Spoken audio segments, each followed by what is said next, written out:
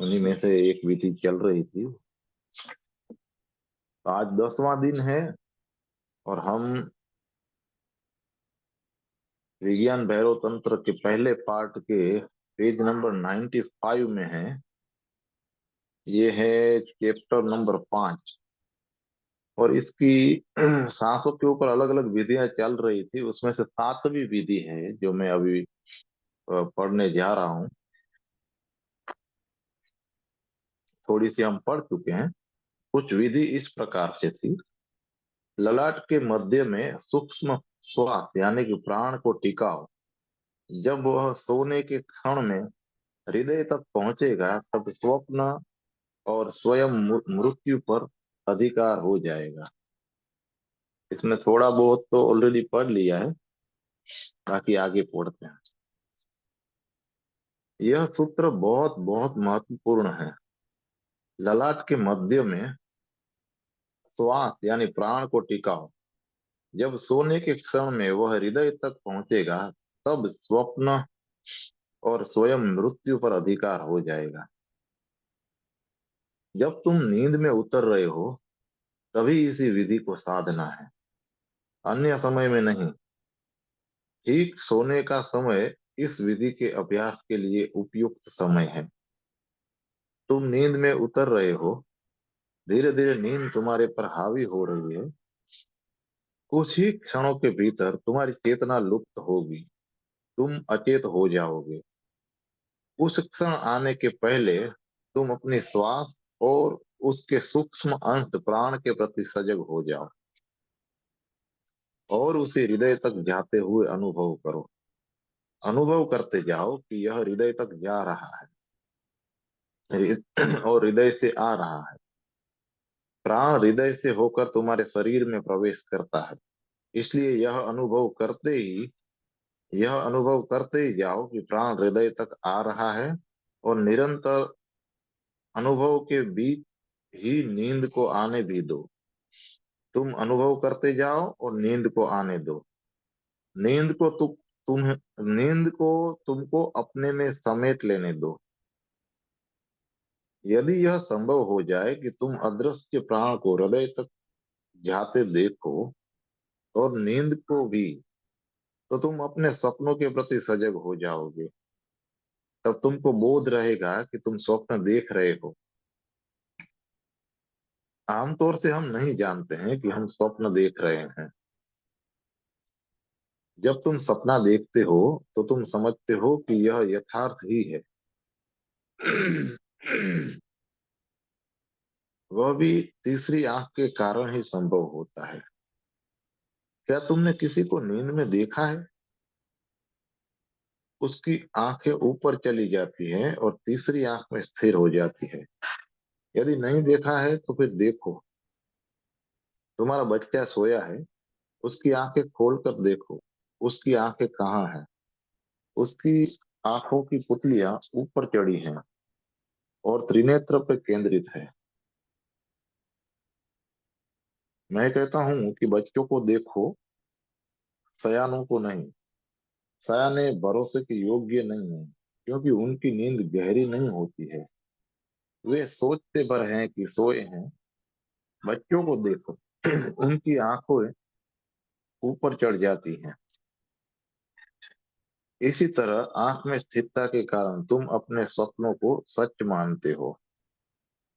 तुम नहीं यह नहीं समझ सकते कि वे सपने हैं। वह तुम तब जानोगे जब सुबह जागोगे। तब तुम जानोगे कि मैं स्वप्न देख रहा था। लेकिन वह तो बाद का ख्याल है। स्वप्न में तुम नहीं समझते हो कि यह स्वप्न है। यदि समझ जाओ तो दो तल हो गए। स्वप्न है और तुम सजग हो, जागरूक हो। जो नींद में स्वप्न के प्रति जाग सके उसके लिए यह सूत्र चमत्कारिक है। यह सूत्र कहता है कि स्वप्न और स्वयं मृत्यु पर अधिकार हो जाएगा।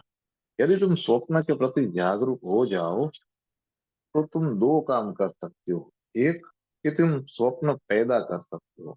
आमतौर से तुम स्वप्न नहीं पैदा कर सकते हो। आदमी कितना नपुंसक है, तुम स्वप्न भी नहीं पैदा कर सकते। अगर तुम कोई खास स्वप्न देखना चाहते हो तो नहीं देख सकते। ये तुम्हारे हाथ में नहीं है। मनुष्य कितना शक्तिहीन है। स्वप्न भी उससे नहीं निर्मित किए जा सकते।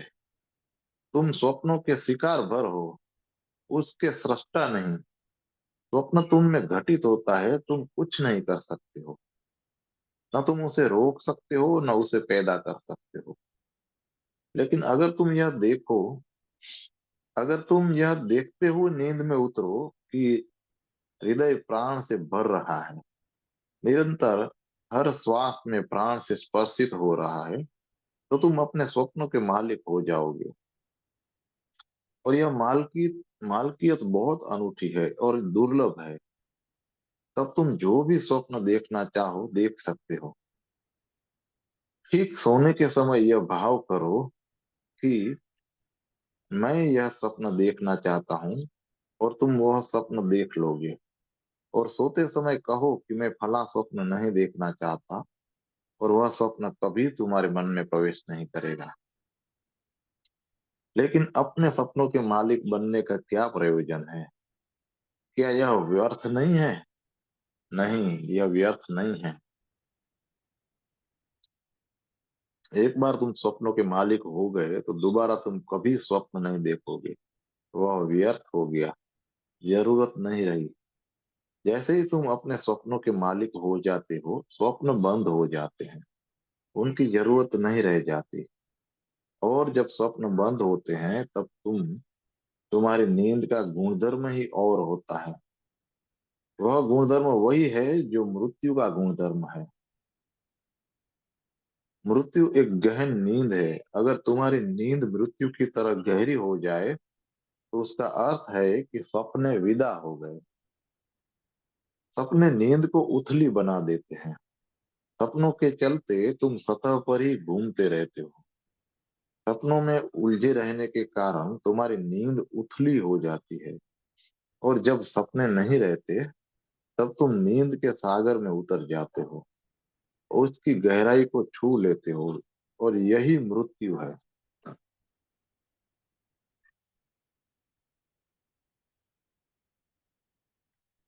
इसलिए भारत ने सदा कहा है कि नींद एक छोटी मृत्यु है, और मृत्यु लंबी नींद है। गुणात्मक रूप से दोनों समान है। नींद दिन दिन की मृत्यु है, और मृत्यु जीवन जीवन की नींद है। प्रतिदिन तुम थक जाते हो, तुम सो जाते हो, और दूसरी सुबह तुम फिर अपनी शक्ति और अपनी जीवंतता को वापस पा लेते हो। तुम मानो फिर से जन्म लेते हो। वैसे ही 70 या 80 वर्ष के जीवन के बाद तुम पूरी तरह से थक जाते हो। अब छोटी अवधि की मृत्यु से काम नहीं चलेगा। अब तुमको बड़ी मृत्यु की जरूरत है। उस बड़ी मृत्यु या बड़ी नींद के बाद तुम बिल्कुल नए शरीर के साथ पुनर्जन्म लेते हो। और एक बार तुम स्वप्न शून्य नींद को जान जाओ और उसमें बोध पूर्वक उतर रहे हो, तो फिर मृत्यु का भय जाता रहेगा। कोई कभी नहीं मर सकता। मृत्यु असंभव है। अभी एक दिन पहले मैं कहता था कि केवल मृत्यु निश्चित है, और अब कहता हूं कि मृत्यु असंभव है। कोई कभी नहीं मरा है, कोई कभी मर नहीं सकता। संसार में यदि कुछ असंभव है तो वह मृत्यु है। क्योंकि अस्तित्व जीवन है, तुम फिर जन्मते हो। लेकिन नींद ऐसी गहरी है कि पुरानी पहचान ही भूल जाते हैं। तुम्हारे मन से स्मृतियां पोंछ दी जाती है। हाँ, किसी मित्र का माइक ऑन है।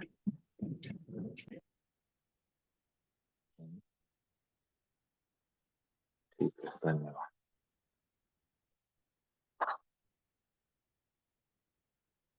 इसे इस तरह से सोचो। मान लो कि आज तुम सोने जा रहे हो, और कोई ऐसा यंत्र बन गया है, शीघ्र ही बनने वाला है, जो कि जैसे टेप रिकॉर्डर के बीच फीते से आवाज पहुंचती जाती है, वैसे ही मन से स्मृति को पहुंच डालता है। क्योंकि स्मृति भी एक गहरी रिकॉर्डिंग है। देर अबेर हम ऐसा यंत्र निकालेंगे जो तुम्हारे सिर में लगा दिया जाएगा और तुम्हारे दिमाग को पोंछ कर बिल्कुल साफ कर देगा। तो कल सुबह तुम वही आदमी नहीं रहोगे जो सोने गया था, क्योंकि तुम्हें याद नहीं रहेगा कि कौन सोने गया था। तब तुम्हारी नींद मृत्यु जैसी हो जाएगी, एक गैप आ जाएगा। तुमको याद नहीं रहेगा कि कौन सोया था। यहाँ यही चीज स्वाभाविक ढंग से घट रही है। जब तुम मरते हो और फिर जन्म लेते हो, तब तुमको याद नहीं रहता है कि कौन मरा। तुम फिर से शुरू करते हो। इस विधि के द्वारा पहले तो तुम स्वप्नों के मालिक हो जाओगे। उसका अर्थ हुआ कि स्वप्न आना बंद हो जाएंगे। यदि तुम खुद स्वप्न देखना चाहोगे तो स्वप्न देख भी सकते हो, लेकिन तब वह ऐच्छिक सपना होगा। वह अनिवार्य नहीं होगा। वह तुम पर लादा नहीं जाएगा। तुम उसके शिकार नहीं होगे। और तब तुम्हारी नींद का गुणधर्म ठीक मृत्यु जैसा हो जाएगा। तब तुम जानोगे कि मृत्यु भी एक नींद है। इसलिए यह सूत्र कहता है, स्वप्न और स्वयं मृत्यु पर अधिकार हो जाएगा। तब तुम जानोगे कि मृत्यु एक लंबी नींद है और सहयोगी है और सुंदर है, क्योंकि वह तुमको नवजीवन देती है। वह तुमको सब कुछ नया देती है। फिर तो मृत्यु भी समाप्त हो जाती है। स्वप्न के शेष होते ही मृत्यु समाप्त हो जाती है। मृत्यु पर नियंत्रण पाने, अधिकार पाने का दूसरा अर्थ भी है। मृत्यु पर नियंत्रण पाने और अधिकार पाने का दूसरा अर्थ भी है। अगर तुम समझ लो कि मृत्यु नींद है, तो तुम उसको दिशा दे सकते हो। अगर तुम अपने स्वप्न को दिशा दे सकते हो, तो मृत्यु को भी दिशा दे सकते हो। तब तुम चुनाव कर सकते हो कि कहाँ पैदा हो, कब पैदा हो, किससे पैदा हो और किस रूप में पैदा हो। तब तुम अपने जन्म के मालिक हो गए। बुद्ध की मृत्यु हुई। मैं उनके अंतिम जन्म के पूर्व के जन्म की चर्चा कर रहा हूँ, जब वे बुद्ध नहीं हुए थे। मरने के पूर्व उन्होंने कहा, मैं अमुक माँ बाप से पैदा होऊंगा, ऐसी मेरी माँ होगी और ऐसे मेरे पिता होंगे, और मेरी माँ मेरे जन्म के बाद ही मर जाएगी। और जब मैं जन्मूंगा, मेरी माँ ऐसे ऐसे सपने देखेगी।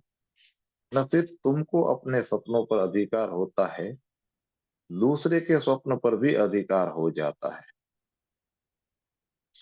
बुद्ध ने उदाहरण के तौर पर बताया कि जब मैं माँ के पेट में होऊंगा, तब मेरी माँ ये सपन देखेगी। और जब कोई इस क्रम से इन स्वप्न को देखे, तब समझ जाना कि मैं जन्मने वाला हूँ। और ऐसा हुआ। बुद्ध की माता ने उसी क्रम में सपने देखे। वह क्रम सारे भारत को पता था, विशेषकर उनको जो धर्म में, जीवन की गहन चीजों में और उसके गूढ़ पथों में उत्सुक थे। पता था। इसलिए उन स्वप्नों की व्याख्या हुई। स्वप्नों की व्याख्या करने वाला पहला आदमी फ्रायड नहीं था, और न उसकी व्याख्या में कोई गहराई भी थी। पहला वह केवल पश्चिम के लिए था। तो बुद्ध के पिता ने स्वप्न के व्याख्याकारों को और उस जमाने के फ्रायडो और डुंगो को तुरंत बुलवाया और उनसे पूछा कि इस क्रम का क्या अर्थ है। मुझे डर लगता है ये सपने अद्भुत हैं और एक ही क्रम से आ रहे हैं। एक ही तरह के सपने क्रम से बारी बारी से आ रहे हैं, मानो कोई एक ही फिल्म तो बार बार देखता हो। यह क्या हो रहा है? और व्याख्याकारों ने बताया कि आप एक महान आत्मा के पिता होने जा रहे हैं। वह बुद्ध होने वाला है। लेकिन आपकी पत्नी को संकट है, क्योंकि जब ऐसे बुद्ध जन्म लेते हैं, तब माँ का जीना कठिन हो जाता है। बुद्ध के पिता ने कारण पूछा। व्याख्याकारों ने कहा कि यह हम नहीं बता सकते हैं, लेकिन जो आत्मा पैदा होने वाली है, यह उसका ही वक्तव्य है कि उसके जन्म लेने पर उसकी माँ की मृत्यु हो सकती है। बाद में बुद्ध से पूछा गया कि आपकी माता की मृत्यु तुरंत क्यों हो गई। उन्होंने कहा कि एक बुद्ध को जन्म देना इतनी बड़ी घटना है कि उसके बाद और सब कुछ व्यर्थ हो जाता है, इसलिए माँ जीवित नहीं रह सकती। उसे नया जीवन शुरू करने के लिए फिर से जन्म लेना पड़ता है। एक बुद्ध को जन्म देना ऐसा परम अनुभव है, ऐसा शिखर है कि माँ उसके बाद नहीं बच सकती, इसलिए माँ की मृत्यु हो गई। बुद्ध ने अपने पिछले जीवन में कहा था कि मैं उस समय जन्म लूंगा जब मेरी माँ एक ताल वृक्ष के नीचे खड़ी होगी, और वही हुआ।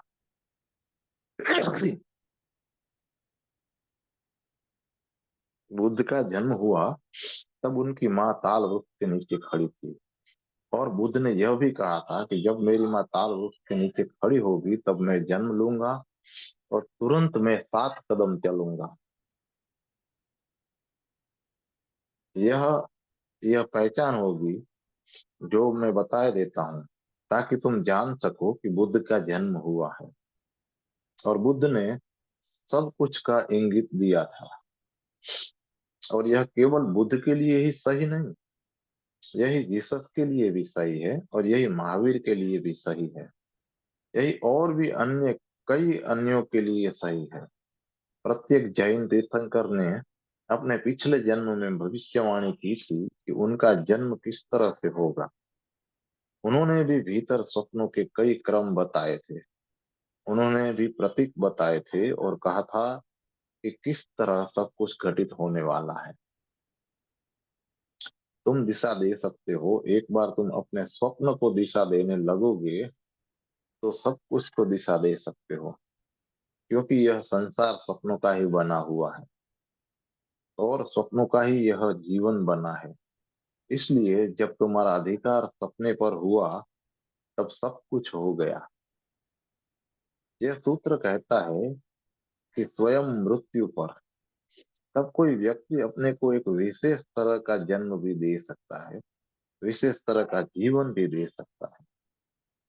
हम लोग तो शिकार हैं, हम नहीं जानते हैं कि क्यों जन्मते हैं और क्यों मरते हैं, कौन हमें चलाता है और क्यों। कोई कारण नहीं दिखाई देता है, सब कुछ अराजकता संयोग जैसा है। ऐसा इसलिए है कि हम मालिक नहीं हैं। एक बार मालिक हो जाए तो फिर ऐसा नहीं रहेगा। 7वीं विधि यहाँ पूर्ण होती है। हम 8वीं विधि में प्रवेश करेंगे। 8वीं विधि, आत्यंतिक भक्ति पूर्वक श्वास के 2 संधि स्थलों पर केंद्रित होकर ज्ञाता को जान लो। अब इन विधियों के बीच जरा जरा भेद है, जरा जरा सा अंतर है, और यद्यपि विधियों में वे जरा जरा से हैं तो भी तुम्हारे लिए वे भेद बहुत हो सकते हैं। एक अकेला शब्द बहुत फर्क पैदा कर सकता है। जैसे आत्यंतिक भक्ति पूर्वक श्वास के 2 संधि स्थलों पर केंद्रित होकर, भीतर आने वाली श्वास का एक संधि स्थल है जहां से वह मूर्ति है, और बाहर जाने वाली श्वास का भी एक संधि स्थल है जहां से वह मूर्ति है। इन 2 संधि स्थलों जिनकी चर्चा हम कर चुके हैं, उनके साथ यहाँ जरा सा भेद किया गया है। हालांकि यह भेद विधियों में तो जरा सा है, लेकिन साधक के लिए इसके परिणाम में ये भेद बड़ा हो सकता है। केवल एक शर्त जोड़ दी गई है, आत्यंतिक भक्ति पूर्वक, और यह विधि बदल जाती है। इसके प्रथम रूप में भक्ति का सवाल नहीं था, वह मात्र वैज्ञानिक विधि थी। तुम प्रयोग करो और वह काम करेगी। लेकिन लोग हैं जो ऐसी सूक्ष्म वैज्ञानिक विधियों पर काम नहीं करेंगे। इसलिए जो हृदय की ओर झुके हैं, जो भक्ति के जगत के हैं, उनके लिए जरा सा भेद किया गया है। आत्यंतिक भक्ति पूर्वक श्वास के 2 संधि स्थलों पर केंद्रित होकर ज्ञाता को जान लो। अगर तुम वैज्ञानिक रुझान के नहीं हो अगर तुम्हारा मन वैज्ञानिक नहीं है तो तुम इस विधि को प्रयोग में ले आओ। आत्यंतिक भक्ति पूर्वक, प्रेम और श्रद्धा के साथ श्वास के दो संधित स्थलों पर केंद्रित होकर ज्ञाता को जान लो। अब यह कैसे संभव होगा? भक्ति तो किसी के प्रति होती है, चाहे वह कृष्ण हो या क्राइस्ट हो, लेकिन तुम्हारे स्वयं के प्रति, श्वास के दो संधि स्थलों के प्रति भक्ति कैसे होगी? यह तत्व तो गैर भक्ति वाला है, लेकिन यह व्यक्ति व्यक्ति पे निर्भर करता है। तंत्र का कहना है कि शरीर मंदिर है। तुम्हारा शरीर परमात्मा का मंदिर है, उसका निवास स्थान है। इसलिए मात्र अपने शरीर इसलिए इसे मात्र अपना शरीर या एक वस्तु न मानो। यह पवित्र है, धार्मिक है। जब तुम एक श्वास भीतर ले रहे हो, तब तुम ही श्वास नहीं ले रहे हो, तुम्हारा भीतर परमात्मा भी श्वास ले रहा है। तुम चलते फिरते हो, इसे इस तरह देखो, तुम नहीं, स्वयं परमात्मा तुम में चल रहा है। तब तुम चीजें पूरी तब सब चीजें पूरी तरह से भक्तिपूर्ण हो जाती हैं।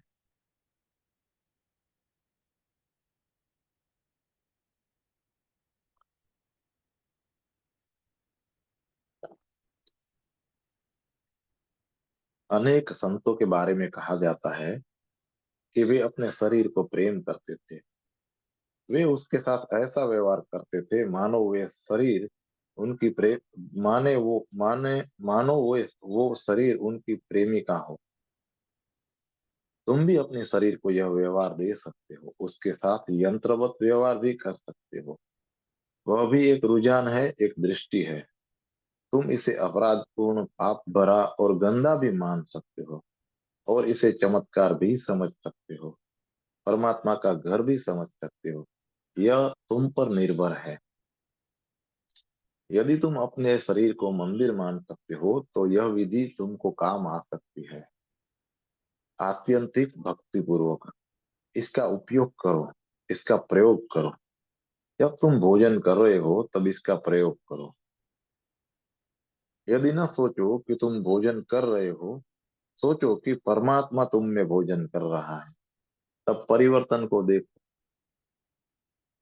तुम वही चीज खा रहे हो, लेकिन तुरंत सब कुछ बदल जाता है। अब तुम परमात्मा को भोजन दे रहे हो। तुम स्नान कर रहे हो, कितना मामूली सा काम है, लेकिन दृष्टि को बदल दो। अनुभव करो कि तुम अपने में परमात्मा को स्नान करा रहे हो। तब यह विधि आसान हो जाएगी। आत्यंतिक भक्ति पूर्वक श्वास के दो संधि स्थलों पर केंद्रित होकर ज्ञाता को जान लो। आठवीं विधि यहाँ पूर्ण होती है, हम नौवीं विधि में प्रवेश कर रहे हैं। नौवीं विधि, मृतवत लेटे रहो, क्रोध से क्षुब्ध होकर उसमें ठहरे रहो, या पुतलियों को घुमाए बिना एक तट घूरते रहो, या कुछ चूसो और चूसना बन जाओ। मृतवत लेटे रहो। प्रयोग करो कि जब तुम एकाएक मर गए हो, शरीर को छोड़ दो, क्योंकि तुम मर गए हो। बस कल्पना करो कि मैं मृत हूँ। मैं शरीर को नहीं हिला सकता हूँ, आंख भी नहीं हिला सकता हूँ, मैं चीख भी नहीं सकता हूँ, मैं रो भी नहीं सकता हूँ, मैं कुछ भी नहीं कर सकता हूँ। मैं मरा हुआ हूँ। और तब देखो कैसा लगता है। लेकिन अपने को धोखा मत दो, तुम शरीर को थोड़ा हिला सकते हो, हिलाओ नहीं। यदि मच्छर भी आ जाए तो भी शरीर को मृत ही समझो। यह सबसे अधिक उपयोग की विधि है। रमन महर्षि इसी विधि से ज्ञान को उपलब्ध हुए थे, लेकिन यह उनके इस जन्म की विधि नहीं थी। इस जन्म में तो अचानक सहज ही उन्हें यह घटित हो गई, लेकिन जरूर उन्होंने पिछले जन्म में इसकी सतत साधना की होगी, अन्यथा सहज कुछ भी घटित नहीं होता है। प्रत्येक चीज का कार्य कारण संबंध रहता है। तो जब वे केवल 14-15 वर्ष के थे, एक रात अचानक रमन को लगा कि मैं मरने वाला हूँ। उनके मन में यह बात बैठ गई कि मृत्यु आ गई है। वे अपना शरीर भी नहीं हिला सकते थे। उन्हें लगा कि मुझे लकवा मार गया है। फिर उन्हें अचानक घुटन सी महसूस हुई और वह जान गए कि उनकी हृदय की गति बंद होने वाली है और वे चिल्ला भी नहीं सके, बोल भी नहीं सके कि मैं मर रहा हूँ। कभी कभी किसी दुस्वप्न में ऐसा होता है कि जब तुम न चिल्ला पाते हो और न हिल पाते। जागने पर कुछ क्षणों तक तुम कुछ नहीं कर पाते हो, और यही हुआ। रमन पर रमन को अपनी पूरी चेतना पर तो पूरा अधिकार था, लेकिन अपने शरीर पर बिल्कुल नहीं। वे जानते थे कि मैं हूँ, चेतन हूँ, सजग हूँ, लेकिन मैं मरने वाला हूँ। और यह निश्चय इतना घना था कि कोई विकल्प भी नहीं रहा। इसलिए उन्होंने सब प्रयत्न छोड़ दिए। उन्होंने आंखें बंद कर ली और मृत्यु की प्रतीक्षा करने लगे। धीरे धीरे उनका शरीर सख्त हो गया, शरीर मर गया। लेकिन एक समस्या उठ खड़ी हुई। वे जान रहे थे कि शरीर नहीं है, लेकिन मैं तो हूँ। वे जान रहे थे कि मैं जीवित हूँ और शरीर मर गया। फिर वे उस स्थिति में वापस आए। सुबह में शरीर भी स्वस्थ था, लेकिन वही आदमी नहीं लौटा था जो मृत्यु के पूर्व था, क्योंकि उसने मृत्यु को जान लिया था। अब रमन ने एक नए लोक को देख लिया था, चेतना के एक नए आयाम को जान लिया था। उन्होंने घर छोड़ दिया। उस मृत्यु के अनुभव ने उन्हें पूरी तरह से बदल दिया और वे इस युग के बहुत थोड़े से प्रबुद्ध पुरुषों में से एक हुए। और यही विधि है जो रमन को सहज घटित हुई। लेकिन तुमको यह सहज ही नहीं घटित होने वाली। लेकिन ये प्रयोग करो तो किसी जीवन में यह सहज हो सकती है। प्रयोग करते हुए भी घटित हो सकती है, और यदि नहीं घटित हुई तो भी प्रयत्न कभी व्यर्थ नहीं जाता है। यह प्रयत्न तुम में रहेगा, तुम्हारे भीतर बीज बनकर रहेगा। कभी तुम उपयुक्त समय कभी जब उपयुक्त समय होगा और वर्षा होगी, यह बीज अंकुरित हो जाएगा। सब सहजता की यही कहानी है। किसी काल में बीज बो दिया गया था, लेकिन ठीक समय नहीं आया था और वर्षा नहीं हुई थी। किसी दूसरे जन्म और जीवन में समय तैयार होता है और तुम अधिक प्रौढ़ और अधिक अनुभवी होते हो और संसार से उतने ही निराश होते हो। तब किसी विशेष स्थिति में वर्षा होती है और बीज फूट निकलता है। मृतवत लेट रहो, क्रोध से शुद्ध होकर उसमें ठहरे रहो। निश्चय ही जब तुम मर रहे हो तो वह कोई सुख का क्षण नहीं होगा, वह आनंदपूर्ण नहीं हो सकता है। तब तुम देखते हो कि तुम मर रहे हो। भय पकड़ेगा, मन में क्रोध उठेगा, या विषाद, उदासी, शोक, संताप, कुछ भी पकड़ सकता है। व्यक्ति व्यक्ति में फर्क होगा। सूत्र कहता है कि क्रोध से शुद्ध होकर उसमें ठहरे रहो, फिर रहो। अगर तुमको क्रोध घेरे तो उसमें ही स्थित रहो, अगर उदासी गहरे तो उसमें भी। भय, चिंता, कुछ भी हो, उसमें ठहरे रहो, डटे रहो। तुम मर गए हो, फिर क्या कर सकते हो? इसलिए वैसे के वैसे स्थिर रहो। जो भी मन में हो उसे वैसा ही रहने दो, क्योंकि शरीर तो मर चुका है। यह ठहरना बहुत सुंदर है। अगर तुम कुछ मिनट के लिए भी ठहर गए तो पाओगे कि सब कुछ बदल गया। लेकिन हम हिलने लगते हैं। यदि मन में कोई आवेग उठता है तो शरीर हिलने लगता है। उदासी आती है, और उदासी आती है तो भी शरीर हिलने लगता है। इसे आवेग इसलिए कहते हैं कि यह शरीर में वेग पैदा करता है। मृतवत महसूस करो और आवेगों को शरीर हिलाने की इजाजत मत दो। वे भी वहां रहे और तुम भी ठहरे रहो। शरीर स्थिर और मृतवत, कुछ भी हो पर हलचल नहीं हो, गति नहीं हो, बस ठहरे रहो। किन्हीं मित्र का माइक चालू है अभी भी। राजेंद्र भैया आप अपना माइक म्यूट करो। ठीक है, धन्यवाद।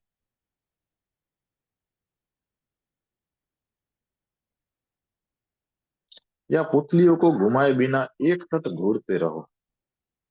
यह या पुतलियों को घुमाए बिना एक तट घूमते रहो, यह मेहर बाबा की विधि थी। वर्षों वह अपने कमरे में छत की ओर घूरते रहे, निरंतर ताकते रहे। वर्षों वे जमीन पर मृतवत पड़े रहे और पुतलियों को आंखों के हिलाए बिना छत को एक टक देखते रहे। ऐसा वे लगातार घंटों बिना कुछ किए घूरते रहते थे, टकटकी लगाकर देखते रहते थे। आंखों से घूरना अच्छा है, क्योंकि उससे तुम फिर तीसरी आंख में स्थिर हो जाते हो।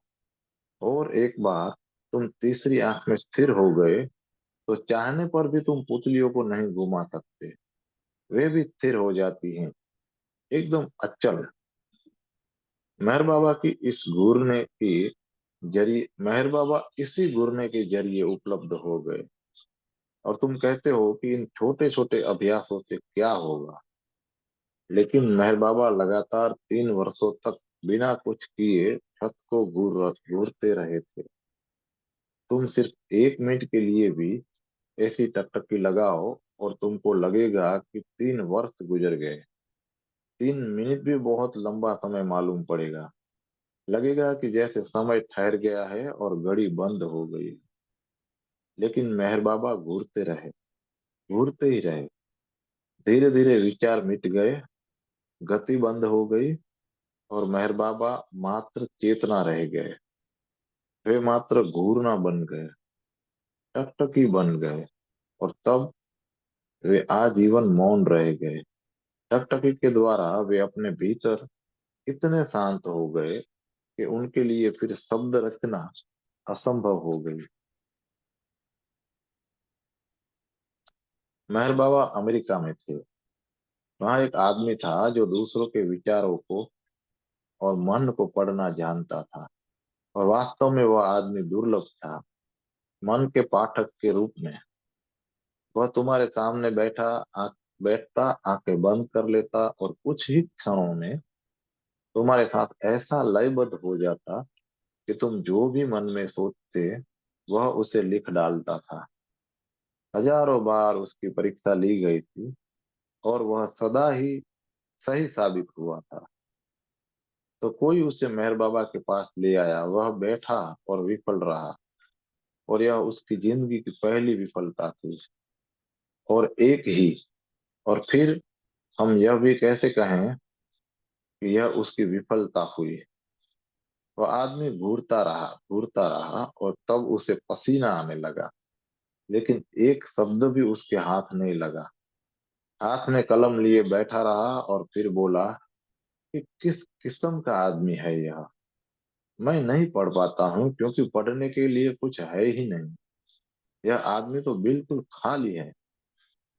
मुझे यह भी याद नहीं रहता है कि कोई यहाँ बैठा है। आंख बंद करने के बाद मुझे बार बार यह देखने के लिए आंख खोलनी पड़ती है कि यह व्यक्ति यहाँ है कि यहाँ से हट गया है।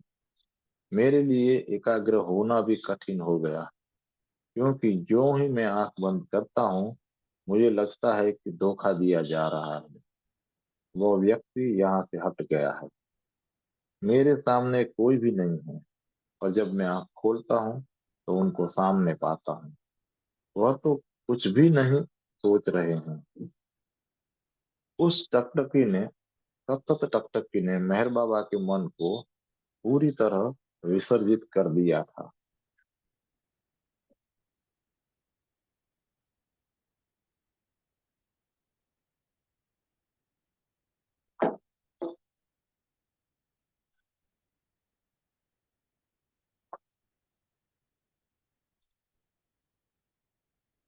या पुतलियों को घुमाए बिना एक तट घूरते रहो, या कुछ चूसो और चूसना बन जाओ। यहाँ जरा सा रूपांतरण है, कुछ भी काम दे देगा। तुम मर गए यही काफी है। क्रोध से शुद्ध होकर उसमें ठहरे रहो। केवल यह अंश भी एक विधि बन सकता है। तुम क्रोध में हो, लेटे रहो और क्रोध में स्थिर रहो, पड़े रहो। इससे हटो नहीं, कुछ करो नहीं, स्थिर पड़े रहो। कृष्णमूर्ति किसी की चर्चा चर्चा किए चले जाते हैं। उनकी पूरी विधि इस एक चीज पर निर्भर है, क्रोध से शुद्ध होकर उसमें ठहरे रहो। यदि तुम क्रुद्ध हो तो क्रुद्ध हो, और क्रुद्ध रहो, उससे हिलो नहीं, हटो नहीं। और अगर तुम वैसे ठहर सको तो क्रोध चला जाता है और तुम दूसरे ही आदमी होकर उससे निकलोगे। और अगर एक बार तुम क्रोध को उससे आंदोलित हुए बिना देख लो तो तुम उसके मालिक हो गए। या पुतलियों को घुमाए बिना एक तट घूरते रहो, या कुछ चूसो और चूसना बन जाओ। यह विधि अंतिम विधि है, और शारीरिक है, और प्रयोग में सुगम भी है, क्योंकि चूसना पहला काम है जो कि कोई बच्चा करता है। चूसना जीवन का पहला कृत्य है। बच्चा जब पैदा होता है तब वो पहले रोता है। तुमने यह जानने की कोशिश नहीं की होगी कि बच्चा क्यों रोता है। सच में वह रोता नहीं है, वह रोता हुआ मालूम पड़ता है। वह सिर्फ हवा को पी रहा है, चूस रहा है। अगर वह नहीं रोए तो मिनटों के भीतर वह मर जाएगा, क्योंकि रोना हवा लेने का पहला प्रयत्न है। जब वह पेट में था, बच्चा श्वास नहीं लेता था। बिना किसी श्वास लिए वह जीता था। वह वही प्रक्रिया कर रहा था जो भूमिगत समाधि लेने पर योगी जन करते हैं। वह बिना श्वास लिए प्राण को ग्रहण कर रहा था, माँ से शुद्ध प्राण ही ग्रहण कर रहा था। और यही कारण है कि माँ और बच्चे के बीच जो प्रेम है, वह और प्रेम से सर्वथा भिन्न होता है,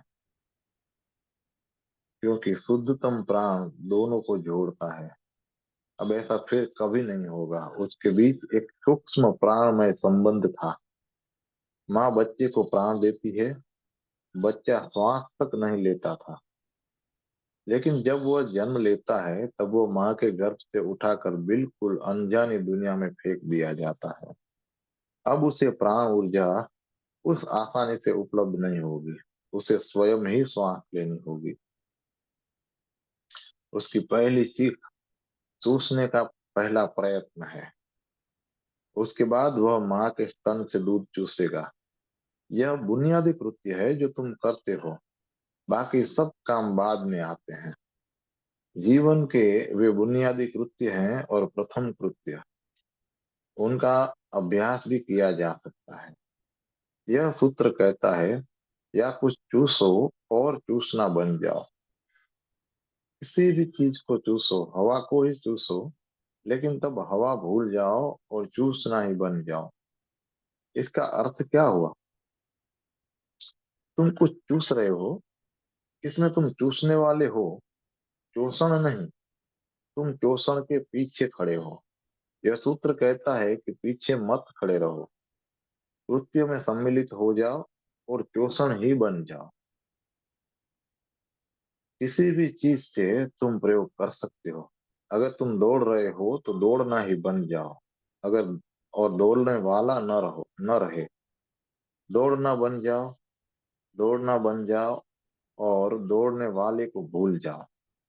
अनुभव करो कि भीतर कोई दौड़ने वाला नहीं है, मात्र दौड़ने की प्रक्रिया है। वह प्रक्रिया तुम हो, सरिता जैसी प्रक्रिया। भीतर कोई नहीं है, भीतर सब शांत है, और केवल यह प्रक्रिया है। चूसना, चोषण अच्छा है, लेकिन तुमको यह कठिन मालूम पड़ेगा, क्योंकि हम इसे बिल्कुल भूल गए हैं। यह कहना भी ठीक नहीं है कि बिल्कुल भूल गए हैं, क्योंकि तुम उसका विकल्प तो निकालते ही रहते थे। माँ के स्तन की जगह सिगरेट ले लेती है और तुम उसे चूसते रहते हो। यह स्तन ही है, माँ का स्तन, माँ का चूचू। और जो गर्म धुआं निकलता है वह माँ का गर्म दूध है। इसलिए छूटपन में जिनको माँ के स्तन के पास इसलिए बचपन में जिनको माँ के तन के पास उतना नहीं रहने दिया गया हो जितना वे चाहते थे, वे पीछे चलकर धूम्रपान करने लगते हैं। यह विकल्प है, और विकल्प से तो काम चल जाएगा। इसलिए अगर तुम सिगरेट पीते हो तो धूम्रपान ही बन जाओ, सिगरेट को भूल जाओ। पीने वाले को भूल जाओ, तुम धूम्रपान ही बने रहोगे। एक विषय है जिसे तुम चूसते हो, और एक विषय है जो चूसता है, और इनके बीच चूसने की, चूषण की प्रक्रिया है। तुम चूषण बन जाओ, प्रक्रिया बन जाओ। इसे प्रयोग करो। पहले कई चीजों से प्रयोग करना होगा और तुम जानोगे कि तुम्हारे लिए क्या चीज सही है। तुम पानी पी रहे हो, ठंडा पानी भीतर आ रहा है, तुम पानी बन जाओ। पानी न पियो, पानी को भूल जाओ, अपने को भूल जाओ, अपनी प्यास को भी, और मात्र पीना बन जाओ। प्रक्रिया में ठंडक है, स्पर्श है, प्रवेश है, और पीना है। वही सब बने रहो। क्यों नहीं? क्या होगा यदि तुम चोषण बन जाओगे? तो क्या होगा यदि चोषण बन जाओ? तो तुम निर्दोष हो जाओगे, ठीक वैसे ही जैसे प्रथम दिन थे। मित्र, समय हो गया है। यहीं पे मैं पठन को रोकता हूँ। आज 10वां दिन पूरा हुआ, कल 11वां दिन होगा। दोस्तों, कल 12 तारीख है। 12 तारीख से लेकर